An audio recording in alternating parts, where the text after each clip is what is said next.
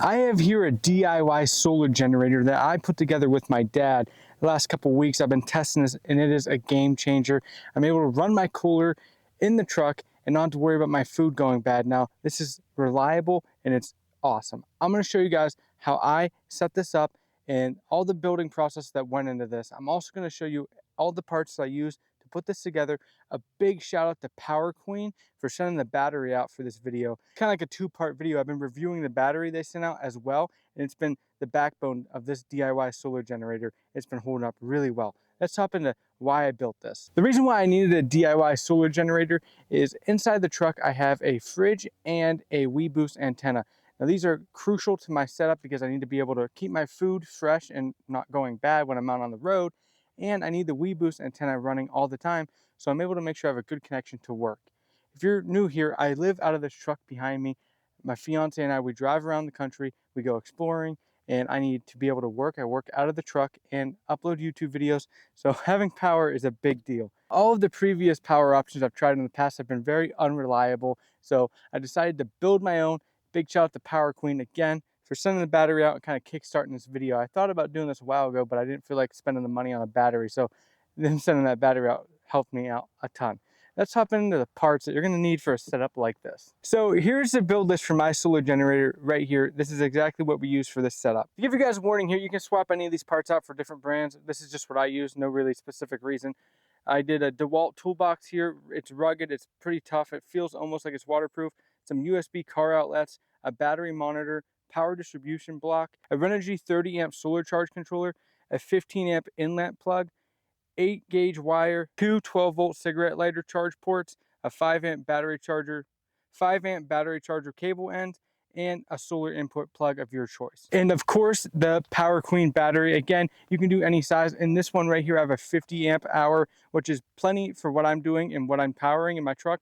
If I was going to run an AC inverter, I'd probably want a little bit bigger battery, but a 50 amp hour one is pretty good for what I'm doing. Putting a box together like this is pretty straightforward. I'm going to leave it up to you to design yours how you want to, so I'm not going to do a step-by-step build, but I'll give you a little bit of walkthrough what we did here.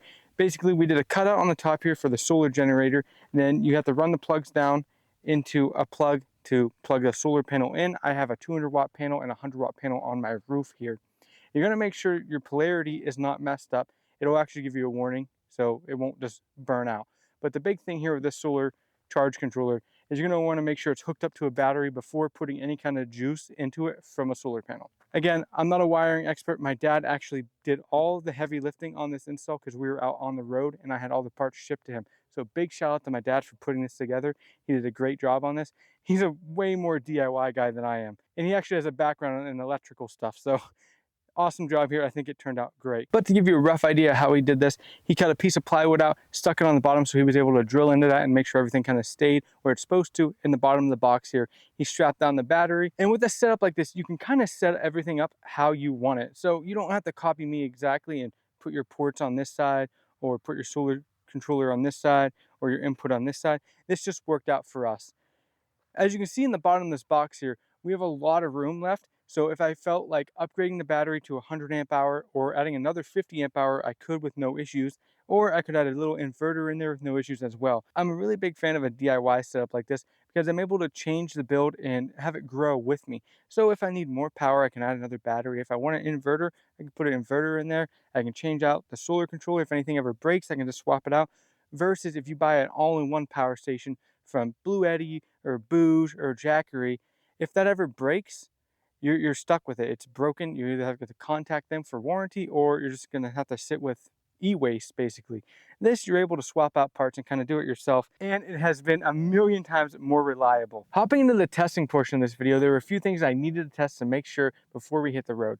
The main thing being I needed to test how long this can run my fridge so I know if my food's going to go bad. So in my testing, it's been about 85 degrees here average. So inside the truck, it's been almost 100.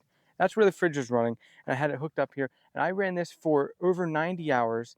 Now keep in mind, I do have a 100 watt panel on my roof, so I had the panel plugged in as well, and it ran over 90 hours, and by the time I finally decided to end the test, I was still sitting at 25 amp hours out of the 50 amp hours available. So I was able to keep it basically level with that 100 watt panel. It wasn't super sunny this last couple days, but it was sunny enough to keep everything going very well. Mind you, the fridge in the truck runs about 45 to 60 watts while it's running. It doesn't run constantly, it kicks off. And then I also have the weboost plugged in on and off, which takes about, I think, 11 watts to 13 watts. So that was my test concluded. I know I can now run everything in my truck that I need to live for at least 4 days off this box reliably, and I don't have to worry about it breaking or shutting down. That is such a good feeling to know that I'm able to have a reliable power source when I'm out on the road. Also in my testing, I wanted to make sure the battery was going to hold a charge well and be able to recharge well, not overcharge or get too hot. So my solar controller here has been hooked up to that 100-watt panel on my roof, and it's actually charged 2,000 watts or 2.2 kilowatt hours, somewhere in there. It's about 2,200 watts. So the panel did great, the solar controller did great, and the battery has been recharging great and holding a charge fantastic. I'm not going to have any issues there. I feel pretty confident in the Power Queen battery. It's been being discharged and recharged, and it's going to run the whole back of my truck that I need to survive. So I'm putting some faith in you, Power Queen, but I'm pretty impressed with the battery so far. It's lightweight and it seems to be keeping temp well, and I have had no issues with it. And I've been pretty hard on it. I mean, it's been sitting in a truck that's about 105 degrees when the sun hits it, being discharged, running a fridge that makes it even hotter in there. So all in all, it's been running great. Let me know in the comments, guys, if you would rock a DIY setup like this, or if you're more interested in buying like a all-in-one solution, like a Blue Eddy or a Jackery. Love hearing from you guys. Love hearing how you guys are powering your camping setups. Maybe you don't even take any power. Maybe you just go out there. Unfortunately, I would love to do that, but I do need power to do this. So I'm a big fan of the DIY setup. To recharge this box when we're out on the road, I actually have 3 different ways, and it works great for my use case. The great thing about this is you can set it up for anything that you need and to fit your needs. But for me, I have a foldable 200-watt panel for when we're stopped, and then on the truck mounted on the roof, I have that 100-watt panel we talked about, which is always plugged in. Then I have an outlet in the back of the truck that is able to provide about 75 watts through the battery charger that's inside the box, like a normal house outlet. This will provide power for me if the sun's not out, or if it's night and I need a little bit of juice, or if I want to hook it up to the generator and run the generator for a little bit. Now, the reason why I'm only doing 75 watts through the normal house outlet, even though you can push a lot more, is because the outlet in the back of my truck is only good for about 5 amps to 7 amps. I've only got about 5 amps out of it, which is about 75 watts for that battery charger in there. I wish I could run a little bit more to speed charge it, even though it's not very good for the battery health. But I figured this is better just to trickle charge while I'm driving around if the sun's not out. Kind of best of both worlds. I'd rather be able to charge it like this than have a speed charger that I can only run off the generator and not run off the truck. So that's probably why you're seeing that 5 amp charger being like, oh, why didn't you put a 10 amp or a 15 amp in there? It's purely because I want to be able to plug it in the back of the truck and run it off the truck inverter, which is limited at 7 amps. If you've been watching the channel for a while and pay attention to my Instagram, you know that I have some bad experience with some of these pre-built power stations. I'm not going to mention any names, but I did a full video on one and it got about 200 views, and I had to pull it because there was an issue and I didn't like the way the company addressed it. So I pulled the video. If you saw it, you're a real one and you're an OG. But I have bad experiences with the pre-built power stations. So that's the main reason why I did a DIY setup. Also, you don't need such a big box like I have here for just a 50 amp battery. I only did such a big box because I'm going to be upgrading the battery in the future. This box is going to be growing with me. I'm going to add an inverter, but this is kind of like the base build I'm going to add to it, do like a version 2, a version 3. That's why I did such a big box, so I had room to grow.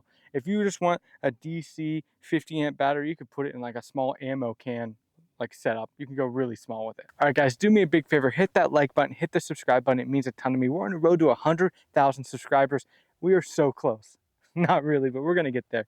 Big shout out to Power Queen for sending this battery out. Give me the opportunity to build my DIY power box that I've wanted to do for so long. Thank you, guys. I will see you in the next one. Check this video out right here. It's pretty good, and I'll see you later.